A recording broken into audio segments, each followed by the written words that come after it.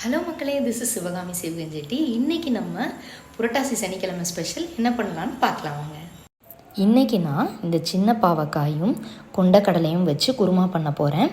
கொண்டக்கடலையை over night soak பண்ணி காலையில் கொஞ்சமாக உப்பு சேர்த்து வேக வச்சு வச்சுக்கோங்க. பாவக்காய் கசப்பு பிடிக்காதவங்க ஒரு கொதி வேக வச்சு கீழே ஊற்றிட்டு அதுக்கப்புறம் யூஸ் பண்ணுங்கள். குருமா செய்கிறதுக்கு தேங்காயும் சோம்பும் சேர்த்து ஃபைன் பேஸ்ட்டாக அரைச்சிக்கலாம். பார்த்தீங்கன்னா தேங்காயும் சோம்பும் சேர்த்து ஃபைன் பேஸ்ட்டாக அரைச்சாச்சு. அடுப்பு ஆன் பண்ணி இருப்பு சட்டி வச்சுக்கோங்க. 2 கரண்டி எண்ணெய் விட்டுக்கோங்க. எண்ணெய் சூடானதும் பட்டையும் சோம்பும் சேர்த்துக்கோங்க. சோம்பு நல்லா பொரிஞ்சிருச்சு. இப்போ வெங்காயமும் கருவேப்பிலையும் சேர்த்துருங்க.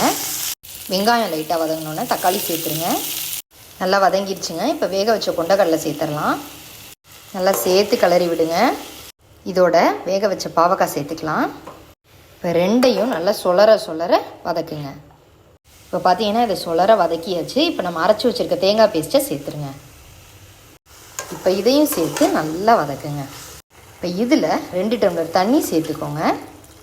தண்ணி சேர்த்ததுக்கப்புறம் கொஞ்சமாக மஞ்சள் பொடி, உங்கள் உரப்புக்கு தகுந்த மாதிரி தனி மிளகாய் தூள், இந்த குருமாவுக்கு தேவையான அளவு உப்பு. இப்போ இது எல்லாத்தையும் சேர்த்து கிளறி விடுங்க. அவ்வளோதாங்க. மீடியம் ஃப்ளேமில் வச்சு ஒரு 10 நிமிஷம் அது நல்லா கொதிக்கட்டும். 10 நிமிஷம் ஆகிடுச்சுங்க. குருமாவை ஆஃப் பண்ணிடலாம். அவ்வளோதாங்க. சுட சுட சுவையான பாவக்காய் கொண்டக்கடலை குருமா ரெடி. இது நீங்கள் இட்லி, தோசை, சப்பாத்தி, சாதத்தோட ஆசமாக இருக்கும். கண்டிப்பாக வீட்டில் ட்ரை பண்ணி பாருங்கள்.